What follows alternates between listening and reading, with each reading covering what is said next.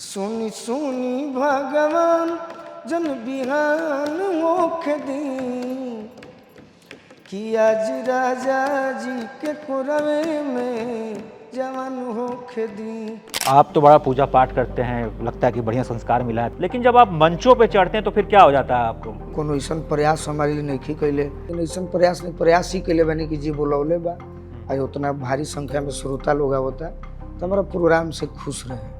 भोजपुरी की जितनी गायिकाएं हैं लगभग सभी को आपसे दिक्कत होती है। शुरुआत में जब नए आदमी होते हैं तो बात करने का बहाना ढूंढते हैं, वही आदमी जब पुराना होता है तो दूर होने का बहाना। बात उहे बा। मंच पे जो है गोलू राजा बड़ी बदतमीजी से बातचीत करते हैं। नहीं मंच बा मजबूरी बा, उतारा करही के परी ना करबू तो दूसरा के केहू बोला। मजबूरी का फायदा आप उठाते हैं? नहीं फायदा नहीं उठाते। सब लोग गावल चहले बा हमारा संगे, तब हम गौले बानी, तब हम मंच पर कुछ समझौले बानी। जब शुरुआत में हम अनुपमा के जान कहत रहनी, बेटा कहत रहनी, गाना गावत रहनी तो अच्छा लगता। आज कैसे खराब लगे लगल। आपने एक भोजपुरी गायिका को मंच पे सतभतरी आपने कहा। हाँ, इसके पीछे क्या भाव है बताइए? अच्छा क्या भाव है? ना अच्छा भाव नहीं थे। जे भी लोग राखी बांधता, जे अपन परिवार के बा, जे रिश्तेदार बा, अगर उनका के केहू ऐसा बात कही गोलू राजा पे का बीती आई, लेकिन वो मंच पर नहीं खेल हमारे बहन जा जे मंच पर आवता वो कलाकार के मिला के मंच पे आवता तो बढ़िया बात बना भाई। हाँ, सही। हमारे बिहार में तो सबसे बड़ी समस्या है कि महिलाएं घर से बाहर नहीं निकल रही हैं। जब महिलाएं घर से बाहर निकल रही हैं, अपने कला का जो है प्रदर्शन मंच पे कर रही हैं, तो वहां पर आरोप लगते हैं कि गोलू राजा जैसे कोई कलाकार हैं जो वहीं पे उनका हौसला तोड़ देते हैं। तो भोजपुरी जानते बने कि दुहरथी बा, अब कोनो लय याद आई तब वो में हमारे से दबा गई। हम तो कहते हैं द्विअर्थी है ही नहीं भोजपुरी में, एक अर्थी है। आप क्या कहना चाह रहे हैं गाने के माध्यम से आदमी एक बार में समझ जा रहा है, लेकिन आप लोग तो सीधे एक ही जगह अटैक करते हैं, चोली लहंगा घाघरा। पवन सिंह जी के नाम धरी, मनोज तिवारी जी, ये लोग अपन ध्यान दे लो कि हमारे एल्बम चले, घर बन जाए, गाड़ी लिया जाए, ये लोग वो बारे में ना सोचल। रुआ मंच पे खूब प्यार मोहब्बत वाला गाना आप खूब गाते हैं, इश्क मोहब्बत वाला। रियल लाइफ में कभी प्यार मोहब्बत में पड़े कि नहीं? झूठो का बोलेगा भई रहे, लेकिन वो स्कूल जमाना के बात रहे। स्कूल छूटल तो प्यारो छूट गई। जीवन के मने हम तो रोल ना चाहिए, लेकिन वही घड़ी मने हम रोले रहे बहुत ज्यादा। जख्म देख के जख्मी बना दिले बारू, बोलो ना तू हमरा के का दिले बारू, जब दिल बारू दगा दिल बारू। नमस्कार, बहुत स्वागत है आपका। मैं हूं किसलय और आज हमारे साथ एक और भोजपुरी के बड़े कलाकार मौजूद हैं। इनका नाम है गोलू राजा। आप सब इनको जानते होंगे। बड़ी ही छोटी उम्र में इन्होंने बड़ा नाम कमाया, खूब नाम बनाया, लेकिन इनके हिस्से कुछ बदनामियां भी आई हैं। तो आज हमारे साथ गोलू राजा हैं, जिनसे तमाम मुद्दों पर बातचीत करेंगे। दिल थाम कर ये पूरा इंटरव्यू देखिए, क्योंकि गोलू राजा का ये अब तक का सबसे बेबाक बेधड़क इंटरव्यू होने वाला है। तो गोलू भाई, बहुत स्वागत है आपका। धन्यवाद, बहुत स्वागत बा। सबके प्रणाम। और आज बहुत अच्छा लागल स्टूडियो में पहला बार आके। बाकी जौन शिकायत बा का बा बरोबर पूछब तो हम बताई। हम तो सबसे पहले आपसे ये जानना चाहते हैं कि आपका नाम गोलू ही है? जी, नाम एक और है, लेकिन शुरू से ही मैंने आधार पे सब पे गोलू राजा ही बा। नाम एक और बा, लेकिन वो कोई जानत नहीं के घर के अलावा। सर्टिफिकेट पे भी गोलू राजा जी, लिखा जी, हुआ है, जी, 10th 12th वाले भी। जी। तो ये राजा कहाँ से आया सरनेम आपका? राजा नाम दिहल रहे कल्पना दीदी के, जब वो महुआ टीवी में हमारे सिलेक्शन भई रहे तो मुझे कुछ गाना उना हम गौनी, उनका अच्छा लागल तो पहले गोलू गोलू ही, फिर आरा के गोलू, पीरो के गोलू, बाद में वहाँ के राजा भी लगा देनी तो गोलू राजा हो गया। गोलू राजा हो गया जी। हम आपको देखते हैं कि जब बचपन से आप गाना गा रहे हैं, अभी आप हमारे साथ बैठे हैं, ये टीका जो आप हमेशा लगाए रहते हैं, जी जी ये मतलब ये आप पूजा पाठ करके आते हैं जी जी जी। लोग आगे बढ़ें इससे पहले एक बड़ा ही मधुर कोई आपकी आवाज़ में जो है हम गाना सुन लेते हैं, भजन ताकि थोड़ा सा माहौल बन जाए। भजन सुनाएंगे, लोकगीत सुनाएंगे। लोकगीत सुनाइए। छोटे बाबा हैं आ जाएंगे। ये हर प्रोग्राम में हम इनको देखते हैं, बढ़िया बजाते हैं। हालांकि विवादों में खूब रहते हैं, उस पर लंबी चर्चा है, बाद में बात की जाएगी। फिलहाल जो है हम थोड़ा सा गोलू राजा से गाना सुन रहे हैं और इस पे जो है इनका थोड़ा सा वादन हो जाए। सोचिए ये सिर्फ टेबल है और देखिए कितना बढ़िया बजाते हैं। कि सुनी सुनी भगवान जन बिहान होके दी, कि आज राजा जी के कुरवे में जवान होके दी, आज राजा जी के कोरवे में जवान होखे दी कि आज हो पहिला मिलनवा मिलल सजनी के सजनवा हमारे अंगे अंग गुलाब नियन खिलल बाबा दनवा सोनी सोनी भगवान जन बिहान होखे दी कि आज राजा जी के कोरवे में जवान होखे दी आज राजा जी के कोरवे में जवान होखे दी। तो आप तो बड़ा पूजा पाठ करते हैं, लगता है कि बढ़िया संस्कार मिला है, पिताजी आपके गुरु हैं, आप अपने कई इंटरव्यू में इस बात का दावा कर चुके हैं जी। लेकिन जब आप मंचों पे चढ़ते हैं तो फिर क्या हो जाता है आपको? मंच पर कुछ होला ना। देखिए मंच पर पहले ही बुझाला कि मंच जौन मिलल तो एक समय में मंच पर जाए खातिर बहुत तपस्या करे के पड़ल। शुरुआत में भी एगो कॉन्फिडेंस रहे, थोड़ा सा ओवर ना रहेगी, थोड़ा सा ही रहे कि अगर हमरा मंच पर मौका मिलता तो हम ऐसने गाना गाई, एगो चाहे दूगो, पहले एगो मिली ओकरा बाद श्रोता के अच्छा लगी तो दूगो है, दूगो से 10 हो जी। कई बार ऐसा बचपन में होता है। तो मंच के हम देखने की जौन हमार काम बा ओकरा के तन मन धन से करी। बाकी तो कोनो ऐसा प्रयास हमारे लिए नहीं कैले कि हम तो वीडियो में इंटरव्यू के माध्यम से ही सुने नहीं कि कलाकार लोग कहेला, लेकिन ऐसा प्रयास नहीं, प्रयास ही कैले बानी कि जी बोलौले बा आज उतना भारी संख्या में श्रोता लोग आवता तो हमारा प्रोग्राम से खुश रहे, फिर बोलावे, लोग एंजॉय करें जी। लेकिन लोग के मजा आवे, लोग हमरा के पसंद करें, ये चक्कर में कभी कभी लागेला कि हम जो है थोड़ा मर्यादा का उल्लंघन कर गए, थोड़ा हमको ये नहीं बोलना चाहिए था लेकिन हम वो बोल गए। ना ऐसा कोनो सोच के हम नहीं बोले, कोनो जरूर कहीं ना कहीं मिस्टेक हुई तबे बुलाइल हुई, चाहे वैसा भी मैंने ना पर्दा में ही रह के डटा जाला बोला जाला। अभी तक तो ऐसा कोनो नहीं है। मैंने कैसे कि हम भी जब रात के प्रोग्राम करे नहीं तब सुबह में वीडियो अपन देखे नहीं तो बुझाला कि ना शायद हई गलती बोला गई बा, हई ठीक बा, काम हो बाकी चलत ना जरूरी रहे कि हम जरा के हम समझावत रहनी वो ठीक है बा।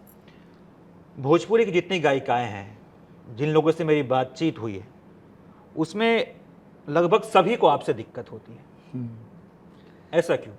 देखिए दिक्कत बाद में हो जाला, शुरुआत में दिक्कत ना होला। जब आदमी के साथ में गावे के चाहना हुई, कुछ दिन गाई, ओकरा बाद आगे धीरे धीरे जब वो बढ़े लगी, खुद पर ओकरा कॉन्फिडेंस हो जाई कि ना अब हमारा केहू के जरूरत नहीं है, तो अक्सर आदमी दुनिया में होला कि शुरुआत में जब नए आदमी होते हैं तो बात करने का बहाना ढूंढते हैं, वही आदमी जब पुराना होता है तो दूर होने का बहाना। बात वह बा।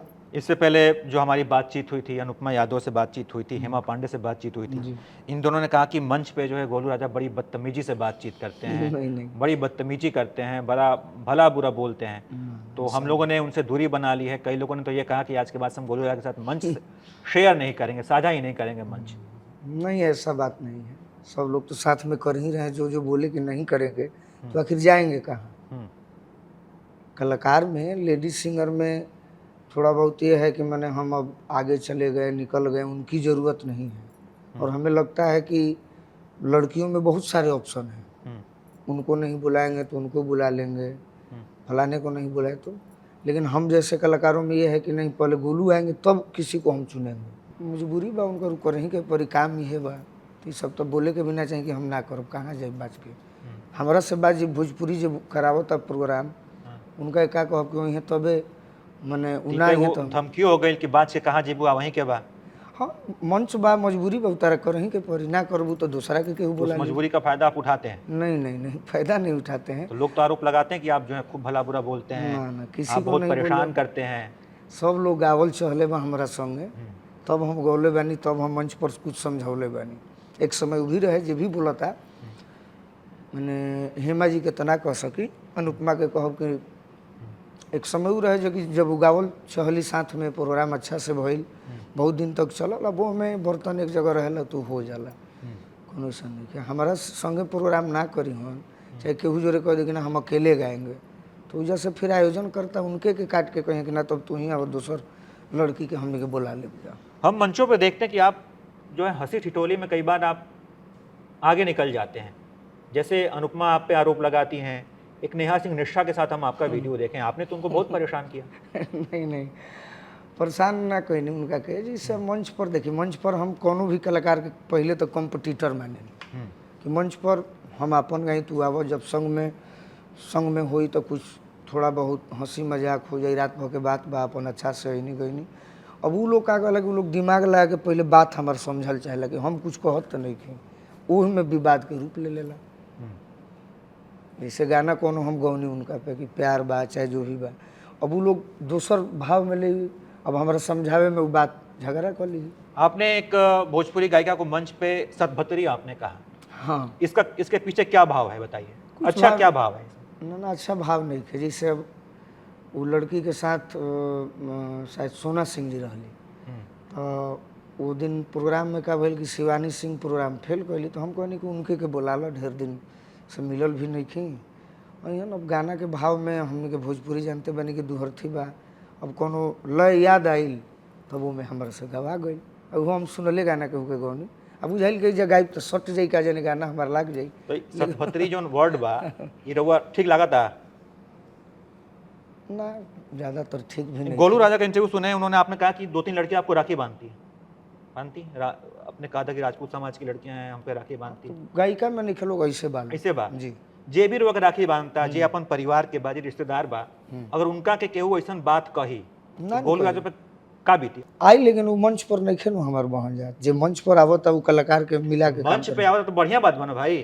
हाँ सही हमारे बात है। बिहार में तो सबसे बड़ी समस्या है कि महिलाएं घर से बाहर नहीं निकल रही हैं। जब महिलाएं घर से बाहर निकल रही हैं, अपने कला का जो है प्रदर्शन मंच पे कर रही हैं, तो वहां पर आरोप लगते हैं कि गोलू राजा जैसे कोई कलाकार हैं जो वहीं पे उनका हौसला तोड़ देते हैं। नहीं नहीं अब जो मजबूत हौसले वाला है वो टिक जाता है, या तो फिर गोलू राजा का, या फिर छोटे बाबा की गाली सुन के जो है वापस चला जाएगा। कई लोग इसलिए नहीं आ रहे हैं कि मंच पे आएंगे तबला बजाने वाले छोटे बाबा हैं, कुछ भी उल्टा सीधा बोल देंगे, गोलू राजा को सतभतरी कह देंगे। नहीं नहीं ऐसा बात नहीं। तो कैसे लोग आएंगे गाना गाने? बताइए, आपकी इंडस्ट्री में कैसे सब लोग गावले बात महिलाएं कही- कैसे निकलेंगे घर से बाहर? ना ना निकले लोग, लेकिन बात के समझे लोग कि भोजपुरी में हम जौन गाना गावता नहीं, पहले तो कोनो भी बात के अगर संगीत होता है तो संगीत के संगीत तक रख दी, कुछ बात बुरा ना लगी। अब ऐसा भी नहीं है कि केहू तारे गहरे तारे कही चाहे गाली दी, कोनो भी होई तो श्रोता नहीं, मतलब गोलू राजा से हम बेहतर उम्मीद कर रहे हैं। बेहतर उम्मीद क्यों कर रहे हैं?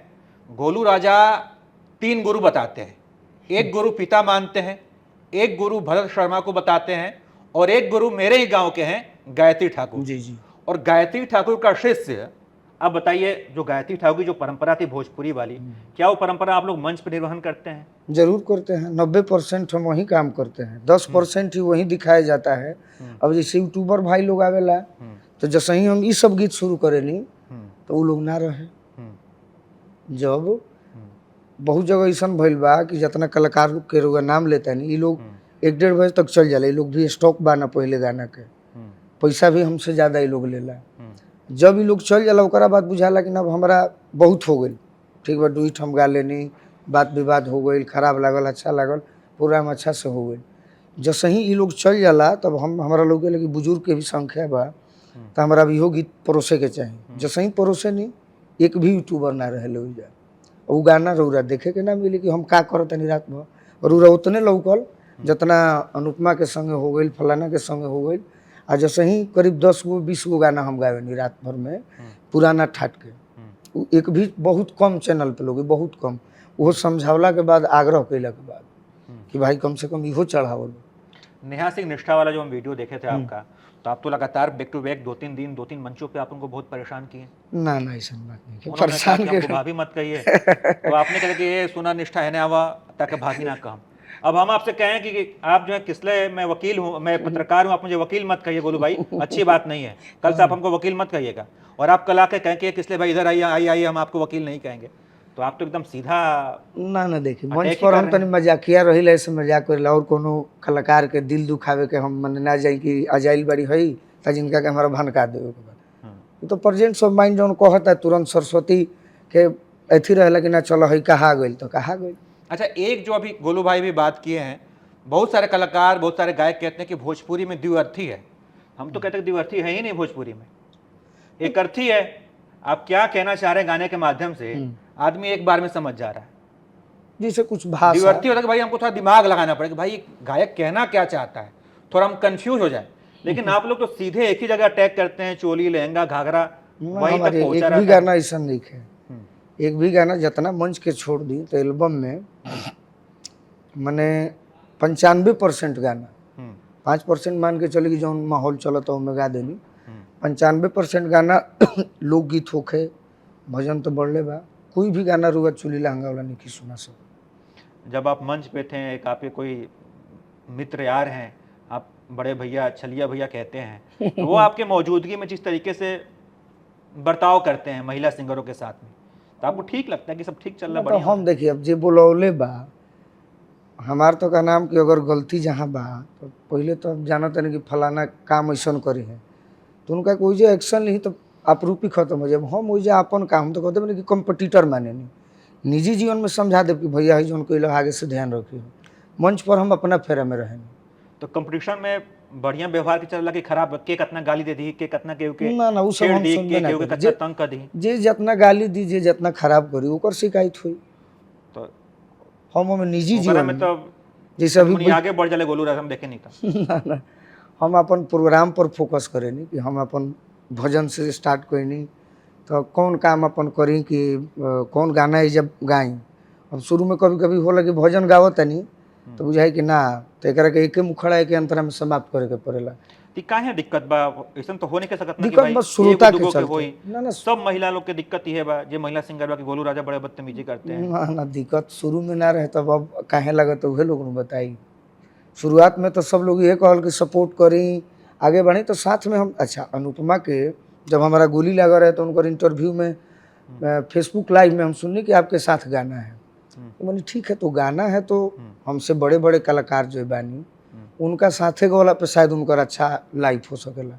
हम तो अभी फिर भी स्ट्रगल लाइफ में बानी, फिर भी चलो वैसा लागल तो हमरा बुझाइल कि थोड़ा सा साथ में कमर मटका देनी, कुछ प्यार भरा बात कह देनी, वही में वीडियो चल गई, आगे चल गई। अब आज दिक्कत लागी कैसे कि उनका मन में बाकी अब हम शायद मैंने केहू के जरूरत नहीं थे, तो वो अक्सर आदमी खराब हो जाला। हम देखें कई बार लोग आपको रोकते टोकते हैं कि भैया हमको ऐसे मत बोलिए, मेरा नाम ये है, फलाना आदमी के साथ मेरा नाम मत जोड़िए, मुझे भाभी मत कहिए, सब लोग लेकिन आप मानते ही नहीं, आप तो जबरदस्ती छेड़ने लग जाते सब हैं। लोग के अच्छा लागेला, कोई ऐसा नहीं खे जे चाहे कि मैंने गोलू राजा सबके आनंद आवेला, सबके आनंद आवेला। बाद में अब रुआ इंटरव्यू में पूछो तो नीचा देखावे खातिर कह दी, जबकि सबके आनंद आवेला। जब शुरुआत में हम अनुपमा के जान कहत रहनी, बेटा कहत रहनी, गाना गावत रहनी, तो वो अच्छा लगता। आज कैसे खराब लगे लागल, ऐसे कि उनका मन में ही लागल कि ना अब शायद गोलू के जरूरत नहीं है, फलाना के जरूरत नहीं है, हमारा अकेले भी प्रोग्राम हो सकता है। ये तो बढ़िया बात बा कि कोई अगर लड़की समझ रही है कि हम अपने पैर पे खड़े हो गए, हाँ, तो अच्छा आज हमको गोलू राजा नहीं चाहिए, हमको पवन सिंह नहीं चाहिए, हम अकेले अपने दम पे काफी हैं, ठीक है, तो बढ़िया बात है, जागृति आई तो उसका तो स्वागत होना चाहिए। स्वागत बा, लेकिन अगर मंच पे तू मिल जाता है, हम भी नहीं चाहत कि तू गावो, तू नहीं चाहत कि इनका साथ नहीं गावे, कई खराब आदमी बाड़े, लेकिन श्रोता जे बाड़े जे आयोजन करता बा उनका से बच के ना तू जेबू ना हम जाए।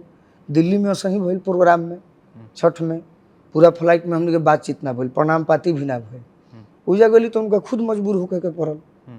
तो फिर ओजा आदमी निजी जीवन के नाम देखा कि तारा हमारा झगड़ा भइल बा, ओजा गावे के बाद कैसे कि श्रोता के बल पे हमने के बनी जाए। तो ऐसा करना ही क्योंकि झगड़ा हो जाए ना। हाँ ये भी बात मंच सही पे आपको ऐसा व्यवहार क्यों करना है कि कल जब आप एक दूसरे से मिले ना ना तो आप झगड़ा एक दूसरे को इग्नोर करना पड़ रहा ना ना झगड़ा भी उनका जन्मदिन में चाहे हर न्योता में हम जला तो झगड़ा है ये नहीं खे। कभी केहू से झगड़ा हम काहे करब, केहू बता देवे कि झगड़ा भइल होके चाहे बहुत सीरियस बा, बतावे के नहीं ना, वो तो वीडियो पे लौका था कि गोलू राजा मंच पे 4 बार 5 बार भाभी बोल दे रहे हैं, तो नेहा सिंह निष्ठा को पता नहीं उनके सरनेम में कुछ और जोड़ दे रहे वो तो हैं, छोटू छलिया जी के चलते मजाक में भइल तो सोना सिंह को आपने सतभद्री कह दिया, तो बताना नहीं, वो तो वीडियो में दिख रहा है। तो हम आपसे यही जानना चाहते हैं कि लगता नहीं है कि आप गलती कर रहे हैं, आपसे गलत हो जा रहा है, भले ही वो 10 मिनट के लिए हो, 10 मिनट वाले में ही यूट्यूब वाले काट के डाल हम दिए हो, प्रयास लेकिन एक नहीं छोटा है, मैं कह रहा हूँ कि आप खूब मेहनत कीजिए अपना नाम बनाने के लिए, लेकिन एक छोटी सी गलती आपको बदनाम कर जाती है। हाँ तो होता लगता है कि ना, इस पर आपसे भी गलती हो जा रही है। हाँ होला, इस पर भी ध्यान हमारा देवे के चाहिए और दिले भी बानी। अभी 2024 से लेके अभी 25 मैंने जुलाई चलता, अभी तक तो कोनो विवाद नहीं खे भइल ना होई आगे। ये सब पर हम भी मैंने अपन मिलावे नहीं बैठ के कि ना शायद ऐजा हम अनुपमा के ज़्यादा बोल देनी, फलाना के ज़्यादा बोल देनी, तो बात में हम सुधार भी ले आवे नहीं, कहीं कहीं गलती हो गई हो जाला। कहें कि गायत्री ठाकुर के शिष्य से ऐसा उम्मीद तो नहीं कही ना ना कि गायत्री ठाकुर गुरु उहे माना लौके था, लागेला फिर- कि ना हम जौन सोच के चलनी, अब फिर भी जौन भी भइल इस श्रोता के चलते ना होला कि अब हम का करी, कहाँ जाई, फंस गइल बानी, अब हई गाना गावे के बा, सवाल जवाब में भी थोड़ा बहुत हो जाला। हाँ, सवाल जवाब जब होला तो में कटाक्ष में भोजपुरी हो तो आनंद देवे खातिर हो ही जाला, बाकी बाद में बुझाला तब थोड़ा सा लागेला। तो बात पे हम मंथन भी कैले बानी कि ना करे के चाहिए। जो दुगोला विधा बा भोजपुरी के जी। एगो समय रहे जब भरत शर्मा हो गए, चाहे गायत्री ठाकुर हो गए, चाहे धुरान हो गए, जी। तो ये लोग बड़ा बढ़िया गावत रहे। आज के समय जो दुगोला जो देखे के मिला था ओकरा बारे में का विचार बा? ना, आज कितना अच्छा नहीं अश्लीलता खे। बा, कितना आज अथी अच्छा बा? नहीं खे। आज मैंने अच्छा में जैसे एक दो आदमी अभी भी बाड़े, जैसे मनोज शर्मा जी एगो बानी सिवान के, स्वामीनाथ व्यास जी बानी, हम सुने नहीं यूट्यूब सर्च करके, प्रभुनाथ तिवारी जी एगो बानी, स्वर्गीय महात्म तिवारी, ये लोग भी अच्छा बा। अभी मैंने गाड़ी को लो चाहे ना, बाकी लोग जो बा सब लोग बहुत ज़्यादा खराब कर बा। लेकिन जो बाकी लोग बा वो सब आपसे जुड़े हुए हैं, किसी को आप भैया कहते हैं, किसी को हाँ, चाचा सब लोग कहते जुड़ल हैं। बा जी। तो कभी बातचीत होती तो आप बातचीत नहीं करते हैं कि भाई ना, इसको उ थोड़ा लोग सा के उ लोग में कंट्रोल आनंद कीजिए? आवेला। हम ई बात कहने कि बहुत हो गई बा, जैसे अजीत हलचल जी बड़ भाई बनी, तब कोनो वीडियो हम देखे नहीं कि फलाना माई के फलाना गाड़ी देता कोरस वाला चाहे जे भी ब्यास, तो बिहान बेला बात होला, लेकिन उ लोग के इससे फर्क भी ना पड़े। उ लोग के वही में आनंद बा। और रोजे प्रोग्राम में हम लोग के तो बरसात में कभी कभी बैठ जानी है, लेकिन उ लोग के पर डे प्रोग्राम बा। हाँ, तो बात होला, लेकिन उ लोग के देखिए दुगोला के कलाकार में का बानू कि पॉलिटिक्स ज़्यादा बा कि फलाना जुड़े हमार फलाना जुड़ी रही, फलाना के छाँट देवे के बा, फलाना के काट देवे के बा, हमार तार जुड़ी चलत रही, हमार कहीं फोन आई तो ये कहे कि फलाना भैया रह गए, तो लोग के सेटिंग हो गई बा, आदत हो गई बा। हाँ, कि हमार चलते रही, इंटरव्यू में का लोग कही, का दुनिया कही, कोई मतलब नहीं कही, आपस में बस खाली दिखावे के बा। हाँ तो समझौले बनी कि ना कबो? हाँ, अजीत भैया से बात होला कैसे कि वो बड़ भाई नियन माने हमने के रिश्ता बा, लेकिन कहले कि चल ना, वो उतने में कह दिल तो विशेष हम का बोल कि चल ठीक बा, कल हो गई, ऐसे हो गई, तो हम विशेष ना उतना इंटरफेयर करी। लेकिन हम लोग देखते हैं कि मंच पे जो है दुगोला हो गया या फिर ऐसा कोई कार्यक्रम हो गया तो वहाँ पे गाने से ज़्यादा बातचीत ही होती है, एक दूसरे पे कोई कटाक्ष किया जा रहा है, हाँ, एक दूसरे के बारे में जैसे नारदी विधा अनर्गल, हो, अनाप मैं नारदी शनाप विधा बोला में जा रहा है। नारदी विधा में भैया का बाकी उनमें बात भी जिसे चुटकीला कही है तो फलाना ब्याज है, तो उनमें बात भी लोग सुने खातिर बैठेला रात में। हमनी को उतना देरी बोलब जा तो फिर आउट हो जाइए कि ना अब गाना गावे के चाहिए, तो में वो अलग एगो विधे बा। नारदी विधा में बात भी हुई, 40 मिनट के समय मिले रहो, जानत हो हम 40 मिनट में आधा घंटा बात में 10 मिनट गाना। तो एगो भोजपुरी योद्धा होके के नाते, एगो भोजपुरी भाषी होके के नाते, एगो भोजपुरी प्रेमी होके के नाते हमेशा हमने के मन में सवाल रहेला, हमेशा हमने की बात चिंतित रहेंगे कि भाई हमने के भोजपुरी कहाँ से कहाँ जाता। जी। ये चिंता अगर आप भोजपुरी को मानते हैं, जानते हैं, प्रेम करते हैं तो चिंता आपके मन में भी होगी। जी जी। तो सब लोग उसको लेकर प्रयास कर रहे हैं। मैं बतौर पत्रकार आपसे कड़े सवाल पूछ रहा हूँ जी। कि आप ऐसा क्यों गा रहे हैं, क्यों गा रहे हैं? तो आप भी कहें कि नहीं हो गया, आप नहीं गाते हैं, अब ठीक हो गया, लोगों को समझा रहे हैं। तो ये मेरा प्रयास है। जी। गोलू राजा क्या प्रयास करते हैं कि भोजपुरी में साफ सुथरे गाने आए, माहौल बढ़िया हो, सब कुछ ठीक ठाक हो? देखिए, जब तक सुने वाला खराब गाना के सुनल बंद कर दी हैं तो भोजपुरी में पर डे सब कलाकार के गाना बनेला, उनमें ज़रूरत बा कि सर्च क के हम वो गाना के व्यू दे तो आप रूपी भोजपुरी सुधर जाई। दूसरा बात कि सेंसर बोर्ड के भी दिक्कत बा कि कोनो गाना रिलीज हो जाता है यूट्यूब पे, बहुत सारा गाना, अगर उस सब पे रोक लग जाए तो अच्छा बा। हम तो पर डे गाना माने हमारे वो ऑफिशियल चैनल बा, कभी आप फ्री रहो घर पे तो सुनब में, मैंने शायद ही गाना रो रहा हूँ मैं वो अश्लील मिली। आप जानने कि भोजपुरी के मंचों पे क्या होता है, वही भोजपुरी का मंच है जब आपको गोली मारी गई। जी। तो हमारे मंचों में बड़ी दिक्कत होती है। एक जो आप बात करें कि हम लोग को रात भर गाना पड़ता है, हम लोग देखते हैं कि शहरों में समय सीमा होती है कि 11 बजे आप प्रोग्राम बंद कर दीजिए। हमारे यहाँ बेरोक टोक 12 बजे, 1 बजे, 2 बजे, 3 बजे चला जा रहा है। आप लोग भी मान के चलते हैं कि हाँ हमें रात भर गाना, समय से प्रोग्राम शुरू कीजिए 7 बजे, 11 बजे उसको वाइंड अप कर दीजिए। हाँ, फिर आपके मंचों पे हम कई लोग देखते हैं कि कई लोग शराब के नशे में भी होते हैं। हाव भाव से बात समझ में आ जाती है। ये ज़्यादातर बिहार में बा, उत्तर प्रदेश, झारखंड में चाहे बाहर चल जाई नहीं खे, बिहार में ज़्यादा बा। ऐसे कि देहात साइड पर जाला, एमे भी जरूरी बा। मैंने हम तो वीडियो के माध्यम से कहम कि एगो लिमिटेशन बन जाए थाना से, जब तक परमिशन ना मिले तब तक बारात के भी प्रोग्राम मत करी। माने जो प्रशासन के लोग बा, जब तक परमिशन ना मिली तब तक तहार कोई भी प्रोग्राम नहीं हो सके। आ प्रोग्राम के समय सीमा बांधे कि 1:10 भइल तो थाना आके बंद करा देवे। आप रूपी धीरे धीरे धीरे धीरे सब सुधर जाए। कई बार लोग गाना सुनते हुए इतना उत्तेजित हो जाते हैं कि वो फायरिंग भी करने लग जाते हैं। फायरिंग ना बहुत सारा कलाकार हमारा संगे तो बहुत दिक्कत बा कि हम तो माने ऐसे बनी कि हाँ अगर आके केहू कहे कि तनी 5 गो गाना गाओ तो हम ना गाई, कोनो व्यवस्था नहीं है। प्यार में हाँ चले एक लाइन गुनगुना देनी। प्रोग्राम में हमने के का होला कि हम विवादे कैल ना चाही, जे भी प्रोग्राम करावे होला बा ओमे तरह तरह के लोग मिली एक से।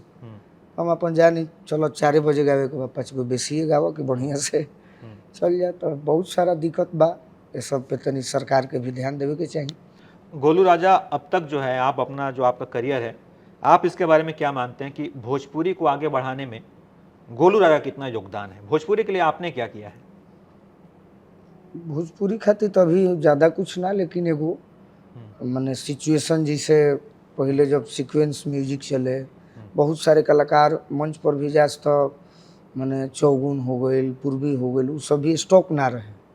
अब धीरे धीरे उ लोग को बुझाइल कि हम साफ सुथरा गा के ही, अगर ये महिला सिंगर के हटा दी, अकेले अगर हमारे सुनब रात भर तो हम ये बुझाई कि ना अच्छा गीत गा के भी हम रोज बुक रख सकतानी। एमे भोजपुरी भी आगे बढ़ी, खुद भी नाम बढ़ी, और प्रतिष्ठा मान सम्मान भी गर्व से मिली कि ना हम भोजपुरी के गायक गोलू राजा हैं। ये ना कि कहीं गई नहीं ट्रेन में पहले हमने के जाई जा 3-4 साल पहले तो टीटी लोग पूछे चाहे केहू पूछे तो कहीं जाके सर गाना गाते हैं छोड़ दीजिए, कैसे कि पैसा रहे ना पटना से आ रहा चाहे कहीं प्रोग्राम में। बाद में धीरे धीरे धीरे जब सरस्वती के कृपा भइल तो मान सम्मान तो अभी तक अच्छा बा। एमे और हमरा सुधार लेवे के पड़ी, कैसे कि मंच पर जौन शिकायत बा चाहे एल्बम में तो नहीं खे अभी तक, वह प्रयास करे बा कि दोनों के मिला के चली तो हमारे योगदान जरूर आए वाला समय में लिखल जाए। पिताजी का आप अपने जिक्र करते हैं जी। तो जरा उनके बारे में बताइए, क्या वो भी गाना गाते जी हैं? जी, उन्होंने आपको सिखाया? पिताजी ना पूरा हमार जौन गाँव बा नावाडी, वो गाँव संगीत से जुड़ल रहे। कुछ लोग गावत पिताजी के एगो मित्र स्वर्गीय अरुण ठाकुर जी, उन्हें लागे कि तो वहाँ के भतीजा लागत रहे। पिताजी के ही नाम के एगो और व्यास जी रहे। तो हमनी के जौन मिलल खुशबू सुने में आनंद आवे। जैसे शुरुआत में कुंवर जी के सुने जाए जा कहीं हमारे पैर भी टूटे होखे तो जान जाए कि अगर उन्हें दुगोला होता 10 किलोमीटर तो हम जिद करी राजदूत बाइक से हम जाए देखे रात भर। तो पिताजी के आज भी आवाज़ मने अच्छा बा। कुछ गाना वहाँ के शुरू में सिखौनी और शुरुआत में ही कहनी कि यह सब गीत के लेके तू चलो।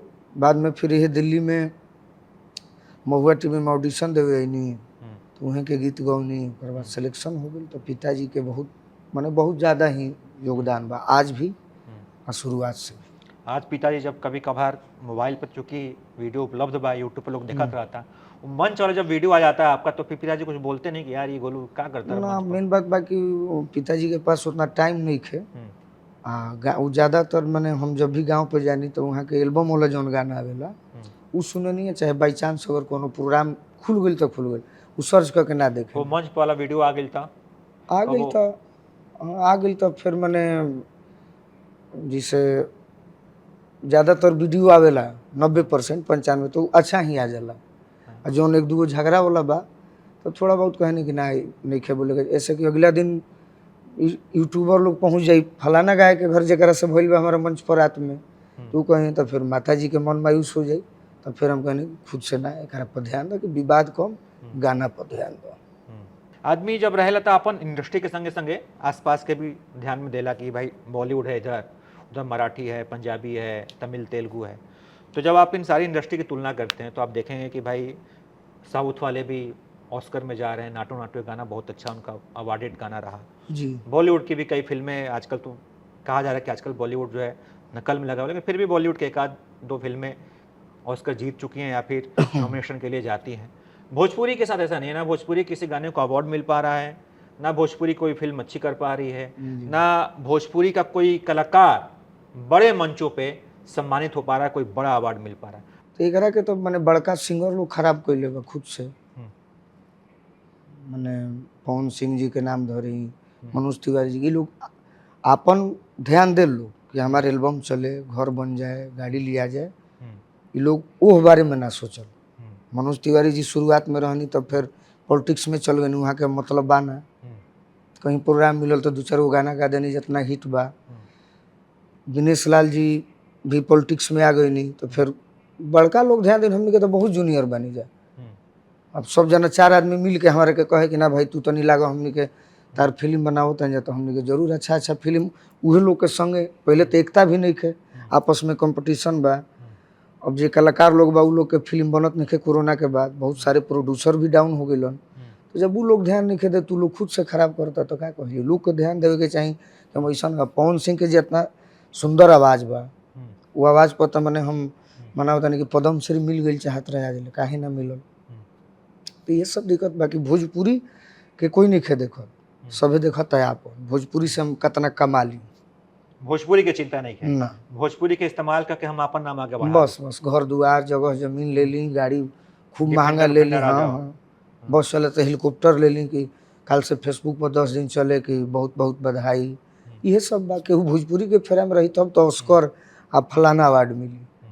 हम शुरुआत में बुझाइल 5 साल 6 साल पहले बोली लगे पहले कि बुझाता कि ना, बहुत लोग कहे भी, लेकिन हम श्रोता के चक्कर में, पब्लिक के चक्कर में, झुमावे के चक्कर में हम कुछ विवाद में आ गए। हाँ, गाना में खूब प्रयास करने कि ना हई गाना गौले बने, उम्मीद बा कि हिट हो।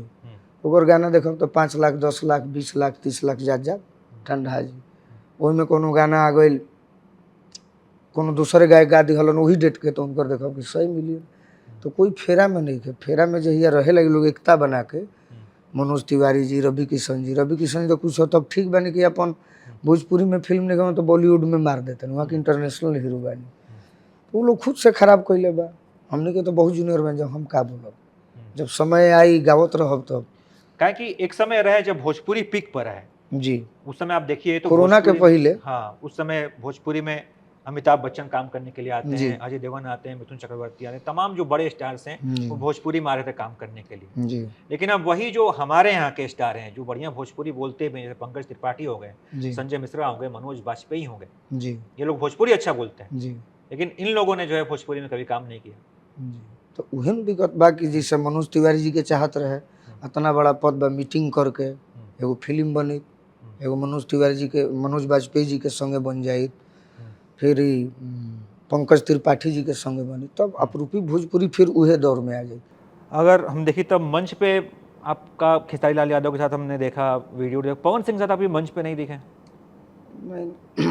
कभी मौका नहीं मिला या फिर कुछ ऐसा रहा नहीं?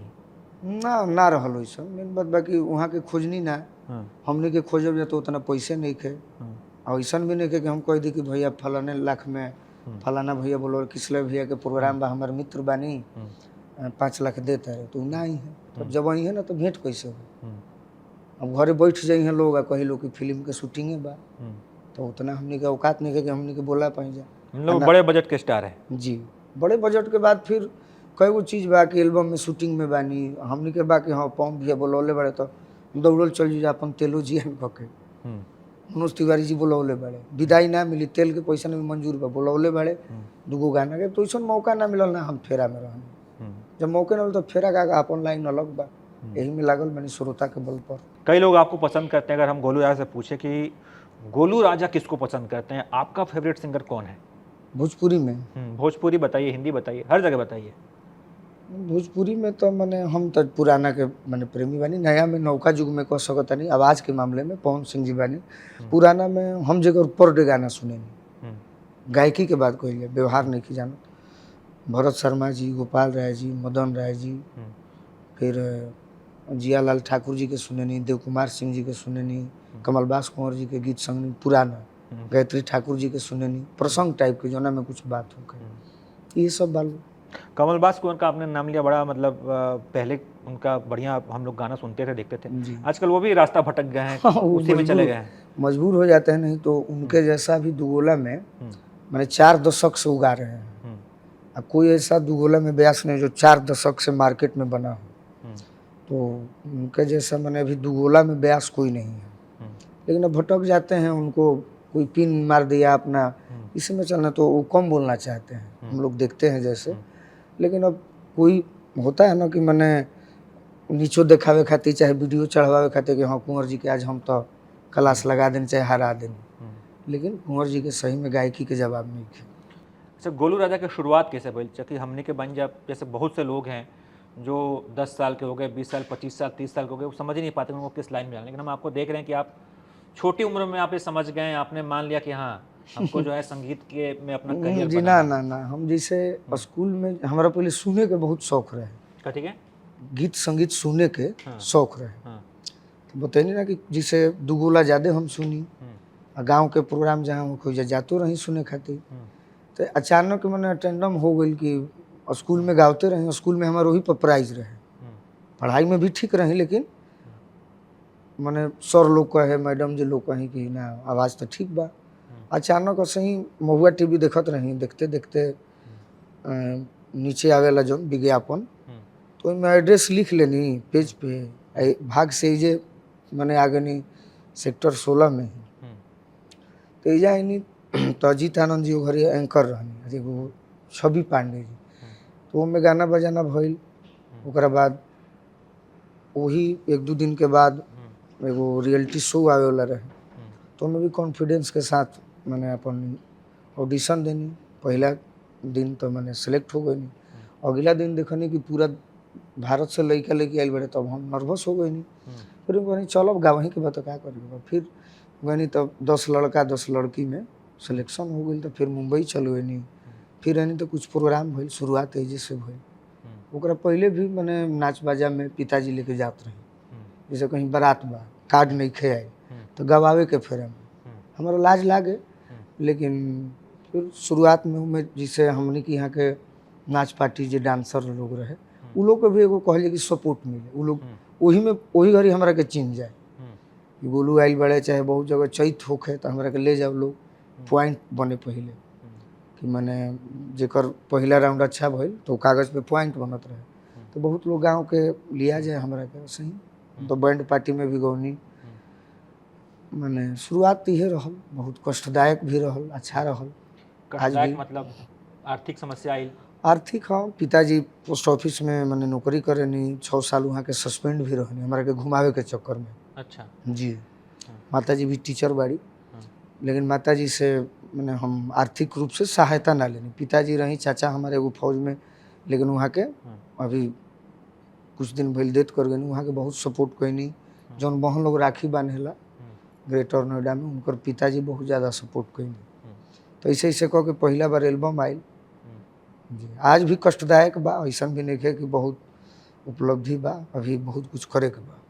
कष्टदायक मतलब का बा? ऐसे कष्टदायक बा कि मैंने निजी जीवन में अच्छा बा, ठीक लागता, अच्छा लागेला कि जब केहू प्रोग्राम में बुलावेला, लेकिन हम जाने कि ना हम कष्ट में जी, ढेर अच्छा से जियब तो कष्ट हो जाई, तो कष्ट से चलत चलत चलत आदमी पहुँच जाला। हम सुनले बानी, पढ़ले बानी, वही अच्छा बा कि बहुत मने ऐश के ज़िंदगी भी ना चाही, देहाती ज़िंदगी चाही, घर परिवार से मिल के चाही, परिवार में समय चाही, हर सुख दुख में चाही, तो वो अच्छा से चले। कौन ऐसा पल जब बहुत दुखी भइल, खूब हाँ, फपक फपक के रोए, टूट के रोए, जी, सलाह के सब जब दिखा गोली दिया? लागल तब बुझाइल कि ऐसे कि हमारा जहाँ पीरो घर बा, एक आदमी के हम आँखी से घटना हो देखले रहे। प्रोग्राम कोरोना के फर्स्ट प्रोग्राम रहे, कोरोना में जिससे हम गांव पे रही, तो गांव पे रही तो जौन आदमी कोरोना के पहले प्रोग्राम कैले रहे, तो हमारे गांव में मुस्लिम समाज के करीब 200-250 घर बा लोग, लेकिन सबसे बहुत एकता बा। तो एकता बा तो क्रिकेट में फुटबॉल में अपन सबसे लाग भीड़ के खेलत रही, खेलत खेलत खेलत कहीं उद्घाटन में चल जाई तो धीरे धीरे धीरे धीरे धीरे धीरे पैसा जौन होके अब कहीं जाई तो भाई कोई कहे तो उद्घाटन में तनी हतना दे दो तो दे दी। 2025 करत करत पैसा 20-25 को मैच भइल। हम कहें कि मैचे खेले में या उद्घाटन करे में पैसा उड़ा जाई, आ कोरोना में सबके हालत खराब रहे। तो सही करत करत फर्स्ट एगो प्रोग्राम मिलल, अजीत हलचल जी के प्रोग्राम दिहल रहे, तो गई नहीं कि चलो होना हो, शुरुआत हो गई तो अच्छा चीज़ बा। 2 दिन बाद चुनाव रहे, 26 अक्टूबर के प्रोग्राम रहे बलिया में, तो हम गई नहीं तो जब भानु दुबे करके भाई हों, मैंने बड़ी मान सम्मान दिल, घटना जरा के यहाँ भई रहे, तो गई नहीं तो राइफल बंदूक देख नहीं, तो जैसे ही मंच पे सम्मानित बनी तो भानु जी कहले कि गोलू बाबू आई बड़े तो कुछ स्वागत में फायर हो जाए। तो फायर होखे लागल। तो हम भानु जी से कान में कहनी कि भैया एगो काम करी, जे भी राइफल बंदूक ले बा कह दे कि जाके पीछे बैठ जा लोग, जितना फायर मारे कोनो दिक्कत नहीं है। तो फायर रुक गई। 9:30 बजे के टाइम रहे तो हम सोचनी कि प्रोग्राम शुरुआत में जमा दी, ओकर बाद निशा उपाध्याय रहली उ गई हैं, तब कॉम्बिनेशन अच्छा रही, एक कलाकार जमा के गई बा तो माहौल बनल रहेला। लास्टे गाना के मने लास्टे अंतरा मने लास्ट लाइन रहे, और उहे गैप के बाद उहे 3 गो गोली चलल, जौन 2 गो लाग गई। 2 गो लागल तो फिर अफरा तफरी, फिर उहे हमरा याद आवे लागल। वही दिन पिताजी के भी कहनी कि चल, तो गांव पे जे भी काम करेला लोग बा, चाहे जे आवेला शाम के शाम बैठका में, तो उ लोग कहे लागल कि बाबा के मत लिया जाई ब्यासी, बाबा चल जाए तो हाथा जौन बा सुन लागेला। हम पिताजी के छोड़ देनी, तब फिर उहे सब उहे घटना याद आवे लागल कि जौन आदमी के गोली लागत देखले रही। तो फिर मैंने कुछ देर बाद उनकर देहांत हो गई। हमार उहे मैंने दिमाग में नाचे लागल। फिर बक्सर रहनी पहले, तो तरह तरह मैंने जगह ले गई लोग, मऊ ले गई, फेफना में कहीं हॉस्पिटल रिसीव ना कैलन। फिर लौट के ये गोलू भैया के ग्रुप के टूना सिंह जी के हम बुलौले रही। आवाज़ वो दिन खराब रहे, नस में सुई लेके डुमराव से कहनी कि भैया तू हूँ अइह। तू अइलन, जैसे ही गोली लागल मऊ गईनी, मऊ इलाज ना भइल, मऊ से फेफना, फेफना से फिर बक्सर इलाज भइल, फिर पिताजी पर नज़र पड़ल। तो यह सब दुखदाई रहे घटना। तो कैसा लागल कि अब ना बाचब? हाँ, हम कहनी कि गाना उना सब छोड़ देब हम, गाना माने फिर हम ना जानी, हम जानी कि गोली लागल हुई तो बहुत आदमी के गोली निकल जाला। हमारी पूरा माने हाथ हैजा से माने हड्डी पूरा चकनाचूर हो गई रहे, हम जानी कि एके लागल बा। तो जब विश्वामित्र हॉस्पिटल में हैजा माने उंगली चल गई, तो हम कहने कि अब तो कहानी खत्म है, कि गोली हेने आ गई बा, गोली शरीर में ही बा अभी। तो ये देखनी तो याद पड़े लागल, तो रोए लगनी। ये सब रहे। फिर ओकरा बाद 8-9 महीना कष्टे बीतल, जैसे कि 4 महीना 5 महीना तो मैंने नींद ही ना लगल, करवट फेरे के ना रहे, रॉड लागल रहे पूरा। तो ओकरा बादू और बुझाए कि अब कितना दिन कष्ट सहे के पड़ी। फिर धीरे धीरे फिजियोथेरेपी में लागल टाइम, इसे करत करत 1 साल बहुत कष्टदायक रहे जीवन के। मैंने हम तो रोल ना चाही, लेकिन वही घड़ी मैंने हम रोले रही बहुत ज़्यादा। रुआ मंच पे खूब प्यार मोहब्बत वाला गाना आप खूब गाते हैं, इश्क मोहब्बत वाला। रियल लाइफ में कभी प्यार मोहब्बत में पड़े कि नहीं? ना ना, कभी ना। कभी किसी से मोहब्बत नहीं हुई आपको? माता पिता मैंने झूठो का बोले के भई रहे, लेकिन वो स्कूल जमाना के बात रहे। हाँ, तो स्कूल में आदमी कदम में ने उन्हें जवानी में होला। तो हमार गाना भी शिकारी बाबा कहीं लिखल बा कि होला बारी रे उम्र में नादानी, जवानी दीवानी होखेले। तो स्कूल समय वाला जो मोहब्बत रहे छूट गई स्कूले में? हाँ, वो तो शुरुआत में जब स्कूल छूटल तो प्यारो छूट गई। बीच में मैंने कलाकारी के क्षेत्र में चाहे बहुत लोग अथी भइल, तो फिर हम सोच रहे कि समाज एक्सेप्ट करी ना, माता पिता के मन भी टूट जाई। पिताजी के बड़ी श्रद्धा बा हमरा शादी के लेके, जहाँ वो लोग कराई वही पत्नी से प्रेम हो सकता। अच्छा, इस समय भोजपुरी इंडस्ट्री की बात करें तो 2 लोगों को कहा कि भोजपुरी के ब्रांड एम्बेसडर हैं, उनको लोग मानते हैं, जानते हैं, उनकी जो पहचान है वो अंतर्राष्ट्रीय लेवल पे है। एक पवन सिंह हो गए, खेसारी लाल यादव हो गए। अगर आप इन दोनों की अगर तुलना की जाए, लोग तुलना करते हैं, अक्सर बातचीत करते हैं कि कौन बड़ा स्टार है, कौन बेहतर है, कौन अच्छा गा रहा है, कौन अच्छी एक्टिंग कर रहा है, आप क्या पाते हैं दोनों की अगर तुलना करते हैं तो? ना, अच्छा गाय में पवन सिंह जी के कहल जाए। और रह गई मैंने बराबरी के बात, तो बराबरी में भी हमारा जहाँ तक लगता है कि स्टारडम के मामले में पवन सिंह जी के ही मानल जाए, और थोड़ा सा पॉइंट कम में खेसारी जी के में, थोड़ा सा ही। कैसे कि एक्टिंग अच्छा बा, चाहे वहाँ के भी सुपरस्टार बानी, लेकिन पवन सिंह जी के अभी जो आवाज़ बा, गीत संगीत बा, फैन फॉलोइंग बा, उनमें तो जरूर अभी ऊपर बानी। आरजेडी के मंच पे आपको खूब देखा गया है, आरजेडी सब जुड़े हुए हैं? जुड़ल नहीं थी, देखी बचपन से ही मैंने, हमने के यहाँ वरुण यादव जी विधायक जी बानी, तो वहाँ के बचपन से ही एक बार हमार भाग से शिवरात्रि में छोटे बाबा भी उभर रहनी, आरा जेल में प्रोग्राम रहे, लंकाई में अंदर जेल में कैदी लोग करौले रहे चंदा कऽ के। वही छोटे बाबा के पूरा एक जम टीम रहे, अंजनी चाचा, रामागया चाचा। तो हमें अरुण यादव जी से भेंट भइल, जब वो जेल से अलन बाहर, तो आना जाना चाहे कहीं प्रोग्राम हो गए तो वो भी लिया जास कि आज हिजा उद्घाटन करे जाता नहीं चले के बाद। तो फिर ऐसे ही करत करत करत लालू जी के मंच पर मौका मिलल फर्स्ट बार आरा में रमना मैदान में। तो जब गाना गौनी तो इनाम भी मिलल। फिर आते जाते अच्छा एगो संबंध हुआ। आज भी लालू जी कलाकार के तो बहुत सारा वहाँ के मैंने जे भी उनका के खुश कैले बा अपना कला से, तो बहुत कुछ अच्छा कैले बानी। तो जानी तो बड़ा मने मान सम्मान एगो घर नियन मिलेला।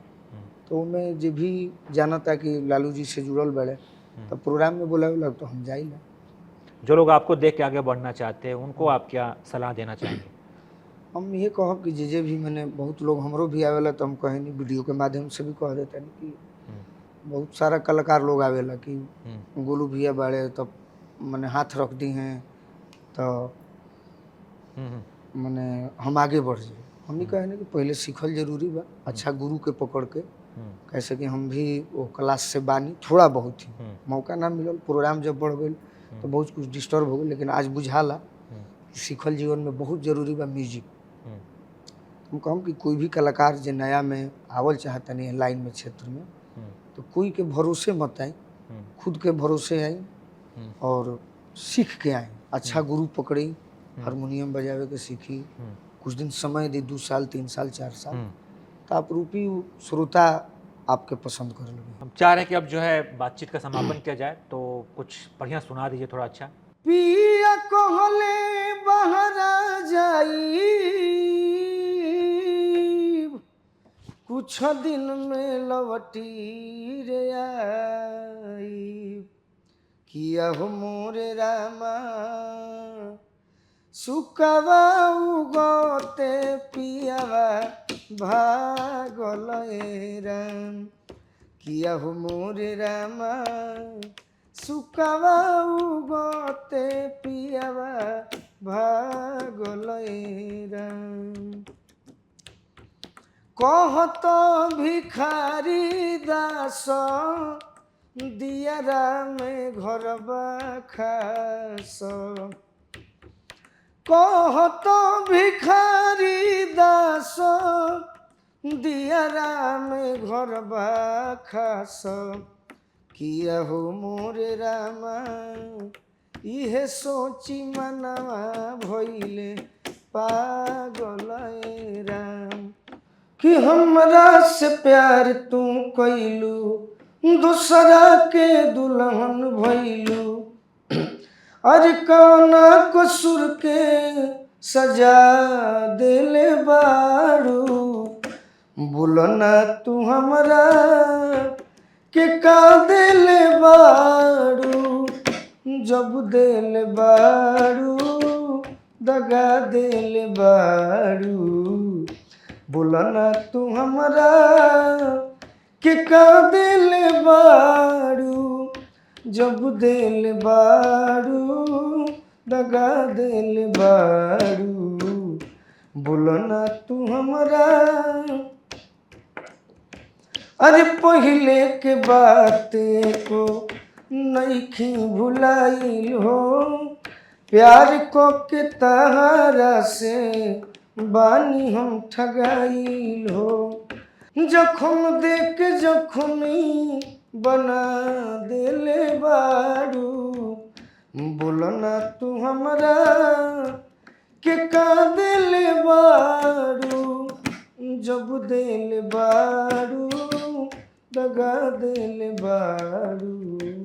तो ये थे गोलू राजा, जिनसे तमाम मुद्दों पे हमने बातचीत की। जो आरोप लगते हैं इनके ऊपर, इस पर भी हमने बातचीत की। इन्होंने ये बात स्वीकार भी किया कि हाँ, हो सकता है कि मुझसे कुछ गलतियाँ हुई हों और मैं अपने वीडियोज़ को देखता हूँ और उसमें सुधार लाने की कोशिश करता हूँ। हालांकि कुछ पिछले समय से मैं इन विवादों से दूर रहा हूँ, ये अच्छी बात है। उम्मीद करते हैं कि गोलू राजा साफ सुथरी भोजपुरी गाएंगे, भोजपुरी का मान बढ़ाएंगे। हमारी काफ़ी लंबी बातचीत हुई। हमारी बातचीत सुनकर आपको क्या लगा, हमारी ये बातचीत आपको कैसी लगी, इसके बारे में आप अपनी राय हमें ज़रूर दीजिएगा। और आप तमाम अपडेट्स के लिए आप देखते रहिए ABP लाइव।